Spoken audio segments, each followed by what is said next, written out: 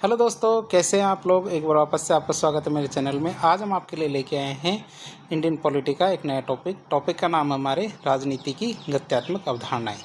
गत्यात्मक अवधारणा मतलब ऐसी चीज़ें जो भारतीय राजनीति को प्रभावित करती है, उनके बारे में बातचीत करेंगे।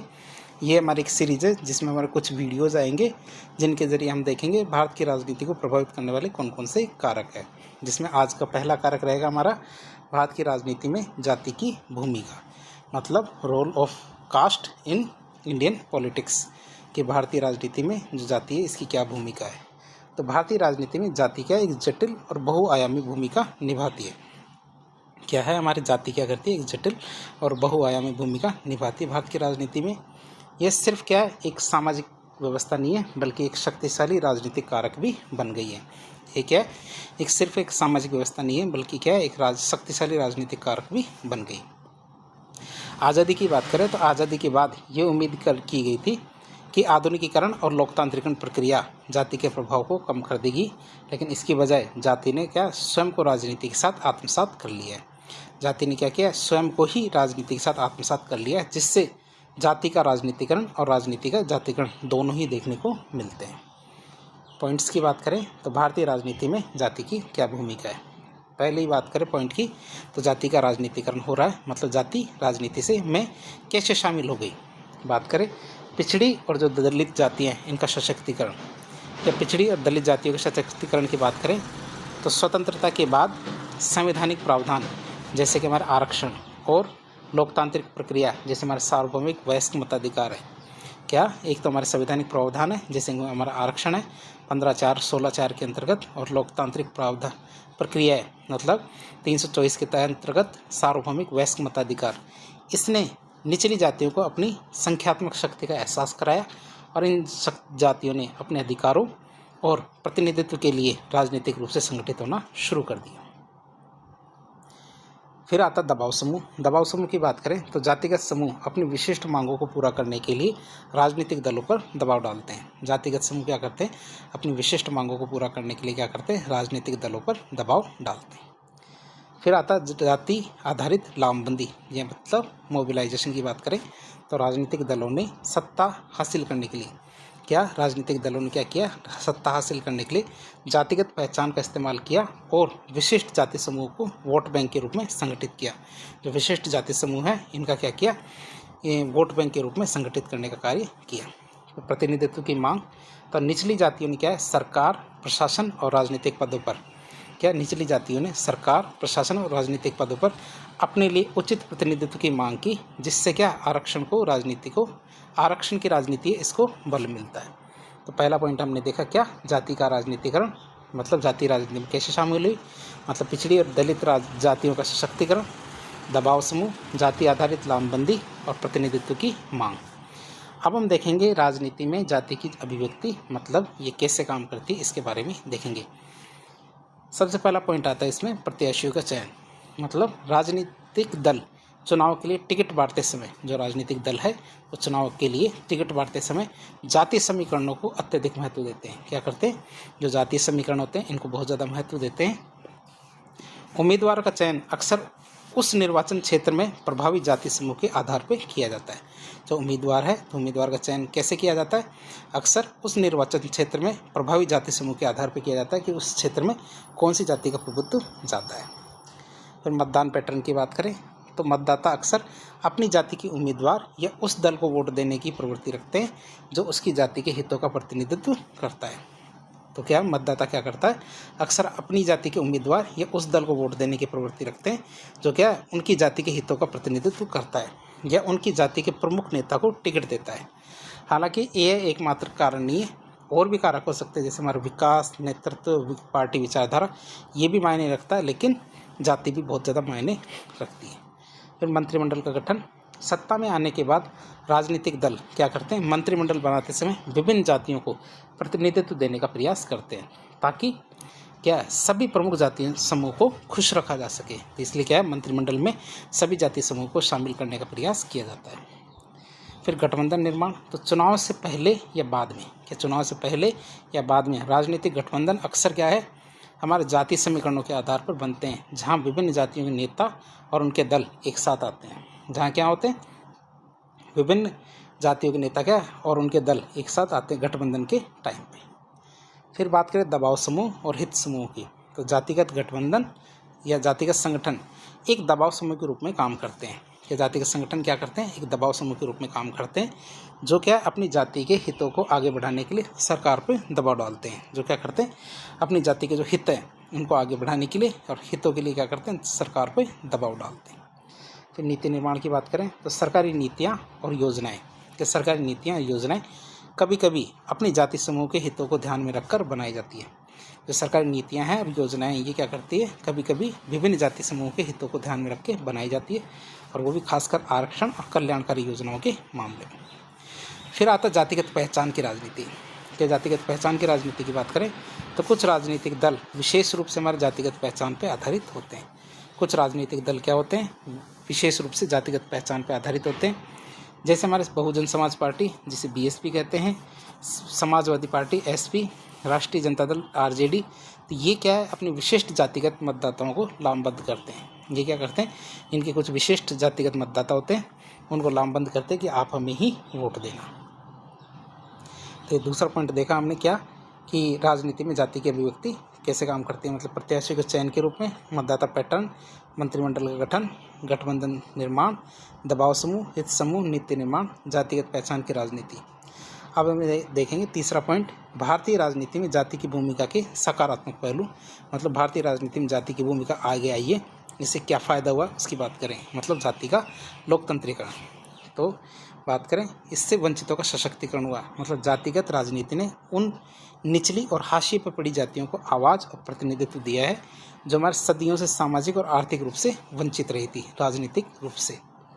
फिर न्याय और समानता की मांग, तो इसने क्या सामाजिक और असमानताओं, जैसे सामाजिक असमानता है इनको उजागर किया और सरकार को सामाजिक न्याय और असमानता के लिए नीतियाँ बनाने हेतु प्रेरित किया। तो इसने क्या किया, सामाजिक असमानताओं को उजागर किया और सरकार को सामाजिक न्याय और समानता के लिए नीतियाँ बनाने हेतु प्रेरित किया। फिर आता प्रतिनिधित्व का विस्तार, तो राजनीति में जाति के प्रवेश से, राजनीति में क्या हुआ, जाति के प्रवेश से विभिन्न जाति समूहों के लोगों को विभिन्न जाति समूह के लोगों को सत्ता और निर्णय लेने की जो प्रक्रिया है उसमें शामिल होने का अवसर मिला है, जिससे हमारे प्रतिनिधित्व का आधार व्यापक हुआ है। क्या हुआ, प्रतिनिधित्व का आधार व्यापक होता है। फिर लोकतंत्र के रण की प्रक्रिया को मजबूत करना की बात करें तो जातिगत पहचानों का राजनीतिक उपयोग, क्या जातिगत जो पहचान है इनका राजनीतिक उपयोग कई बार लोकतांत्रिक भागीदारी को बढ़ावा देता है। क्यों, क्योंकि लोग क्या है अपनी पहचान के आधार पर, लोग क्या करते हैं अपनी पहचान के आधार पर राजनीति में अधिक सक्रिय रूप से भाग लेते हैं जब उनकी पहचान बढ़ जाती है। तो फिर सामाजिक गतिशीलता, तो निचली जातियों के लिए सत्ता में भागीदारी, क्या निचली जातियों के लिए सत्ता में भागीदारी सामाजिक गतिशीलता का एक साधन बन गई है, जिससे क्या करते हैं वे अपनी स्थिति में सुधार कर सकते हैं। तो सकारात्मक पहलुओं की बात करें तो पहला पॉइंट था सकारात्मक पहलू में वंचितों का सशक्तिकरण, दूसरा न्याय और समानता की मांग, तीसरा प्रतिनिधित्व का विस्तार, चौथा हमारे है लोकतंत्रीकरण की प्रक्रियाओं को मजबूत करना, पांचवा हमारे क्या है सामाजिक गतिशीलता। अब हम देखेंगे भारतीय राजनीति में जो जाति की भूमिका है उसके नकारात्मक पहलू, मतलब जातिवाद के दुष्परिणाम। पहला दुष्परिणाम आता है विभाजन और ध्रुवीकरण। जाति क्या है, जाति आधारित राजनीति समाज को जातियों में विभाजित करती है। जाति आधारित राजनीति क्या करती है, समाज को जातियों में विभाजित करती है, जिससे जातीय संघर्ष और ध्रुवीकरण बढ़ता है, और ये हमारे क्या राष्ट्रीय एकता के लिए खतरा पैदा कर सकता है। तो जातीय संघर्ष ध्रुवीकरण क्या करता है, राष्ट्रीय एकता के लिए खतरा पैदा कर सकता है। फिर अकुशलता भ्रष्टाचार, तो उम्मीदवारों का चयन और नियुक्तियां अक्सर योग्यता के बजाय जाति के आधार पर होती है, जिससे प्रशासन में अकुशलता और भ्रष्टाचार बढ़ सकता है। फिर जातिवाद को बढ़ावा देना, राजनीति में जाति के अत्यधिक उपयोग से, क्या राजनीति में जाति के अत्यधिक उपयोग से क्या होता है, जातिवाद की भावना को बढ़ावा मिलता है, जहाँ लोग क्या राष्ट्रीय हित की बजाय अपनी जातिगत हितों को प्राथमिकता देना शुरू कर देते हैं। लोग क्या करते हैं, राष्ट्रीय हित की बजाय किसको ध्यान देना शुरू कर देते हैं, जातिगत हितों को प्राथमिकता देना शुरू कर देते हैं। फिर आता वोट बैंक की राजनीति, तो राजनीतिक दल केवल जातिगत वोट बैंक को साधने पर ध्यान केंद्रित करते हैं। राजनीतिक दल क्या करते हैं, केवल जातिगत वोट बैंक को साधने पर ध्यान केंद्रित करते हैं, जिससे जो वास्तविक विकास और शासन के मुद्दे क्या है इसमें पीछे छूट जाते हैं। योग्य उम्मीदवार की अनदेखी की जाती है। चुनावी जीत सुनिश्चित करने के लिए राजनीतिक दल क्या अक्सर योग्य उम्मीदवारों के बजाय जाति आधार पर जो मजबूत उम्मीदवार होते हैं उनको चुनते हैं। राजनीतिक दल भी किनको चुनते हैं? जो योग्य उम्मीदवार हों उसकी बजाय किसको चुनते हैं? जाति आधार पर जो मजबूत उम्मीदवार होते हैं उनको चुनते हैं। फिर सामाजिक समरसता का अभाव, तो जातिगत प्रतिद्वंद्विता, संघर्ष, सामाजिक समरसता और भाईचारे को कमज़ोर करते हैं। ये जातिगत प्रतिद्वंद्विता और संघर्ष क्या है? सामाजिक समरसता और भाईचारे को कमज़ोर करते हैं। लोकतंत्र की अवधारणा के विरुद्ध की बात करें तो लोकतंत्र व्यक्ति को इकाई मानता है, न कि किसी जाति या समूह को। जातिवाद इस लोकतांत्रिक भावना के विरुद्ध काम करता है। बात करें तो हमने जातिवाद की नकारात्मक पहलू की बात करी, तो विभाजन और ध्रुवीकरण, अकुशलता और भ्रष्टाचार, जातिवाद को बढ़ावा देना, हमारे वोट बैंक की राजनीति, योग्य उम्मीदवार की अनदेखी, सामाजिक समरसता का अभाव, लोकतंत्र की अवधारणा के विरुद्ध। अब हम देखेंगे जाति की भूमिका का बदलता स्वरूप, कि जाति की जो भूमिका है उसका बदलता स्वरूप की बात करें तो हमारी जाति की भूमिका स्थिर नहीं है। क्या जाति की जो भूमिका है वो क्या है? स्थिर नहीं है, बल्कि यह क्या समय के साथ विकसित हुई है। जो पहला आता है जाति का गुमनामीकरण। बात करें तो शहरीकरण, शिक्षा और आधुनिकीकरण के कारण, क्या शहरीकरण, शिक्षा और आधुनिकीकरण के कारण शहरों में जाति की भूमिका कुछ हद तक कम हुई है। जहाँ हमारे व्यक्तिगत योग्यता और आर्थिक स्थिति अधिक मायने रखती है, जहाँ क्या हमारी व्यक्तिगत योग्यता और आर्थिक स्थिति ज़्यादा मायने रखती है जाति की बजाय। कि जाति का राजनीतिकरण, तो शुरुआती दशकों में जातिगत पहचानें अधिक तरल थी, लेकिन जातिगत राजनीतिक दलों ने उन्हें संगठित करके जो ठोस वोट बैंकों में बदल दिया है। इसे हम क्या कहते हैं? पॉलिटिसाइजेशन ऑफ कास्ट, मतलब जाति का राजनीतिकरण। फिर नई जाति के पहचानों का उदय। क्या नई जातीय पहचानों को उदय की बात करें तो मंडल आयोग के बाद अन्य पिछड़ा वर्ग ओबीसी जैसी नई और बड़ी जातीय श्रेणियाँ उभरी है, जिन्होंने क्या राजनीति में अपनी पहचान और प्रतिनिधित्व की मांग की है। फिर जाति वर्ग का घालमेल, तो जाति की भूमिका अब केवल पारंपरिक जातिगत जो निष्ठाएं उन तक सीमित नहीं है, बल्कि यह आर्थिक वर्ग, शिक्षा और अन्य कारकों के साथ घुल मिल गई है। तो विकास बनाम जाति, तो हाल ही के वर्षों में कुछ चुनावों में विकास और शासन जैसे मुद्दों में ने भी जाति के प्रभाव को चुनौती दी है। किसने? विकास और शासन ने। हालांकि जाति अभी भी महत्वपूर्ण कारक बनी हुई है। और जाति जनगणना की मांग, तो ये तो अभी हाल ही में भी जो सरकार ने इस चीज़ को माना है कि जाति की जनगणना की जाएगी। तो हाल ही में विभिन्न राजनीतिक दलों द्वारा जाति के जनगणना की मांग ने जाति की राजनीति को एक नया आयाम दिया है, जिससे हमारे दूरगामी सामाजिक और राजनीतिक परिणाम हो सकते हैं। जैसे कि हमारे आरक्षण नीति में संभावित बदलाव आ सकते हैं और नए शक्ति समीकरण का उदय हो सकता है। तो इस तरह हमने देखा जो वर्तमान में जो जाति की भूमिका है वो बदल रही है। कैसे? जाति का गुमनामीकरण, जाति गायब होती जा रही है। दूसरा जाति का राजनीतिकरण, तीसरा नई जाति पहचानों को उदय, चौथा हमारा जाति वर्ग का घालमेल, पांचवा विकास बनाम जाति, छठा हमारा जाति जनगणना की मांग। तो निष्कर्ष के रूप में देखें तो भारतीय राजनीति में जाति एक यथार्थ और अपरिहार्य तथ्य है। यह क्या है? एक द्विपक्षीय भूमिका निभाती है।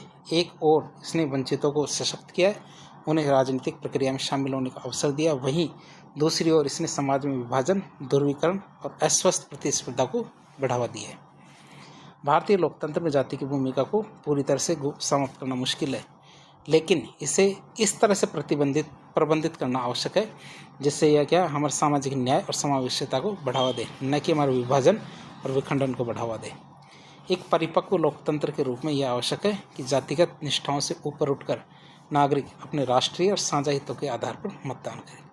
तो इस तरह आज एक लेक्चर के जरिए हमने राजनीति की गत्यात्मक अवधारणा के अंतर्गत जाति की भूमिका देखी। तो ये हमारी लेक्चर सीरीज है, इसमें हमारे जाति, वर्ग, धर्म, भाषा, लिंग, तो ऐसे करके बहुत सारे कारक देखेंगे जिनका राजनीति पर प्रभाव पड़ता है। तो आज के लिए इतना ही। वीडियो यदि पसंद आता है वीडियो को लाइक करें, चैनल को सब्सक्राइब करें, अपने दोस्तों के साथ शेयर करें। अगला लेक्चर जल्दी अपलोड कर दिया जाएगा। धन्यवाद।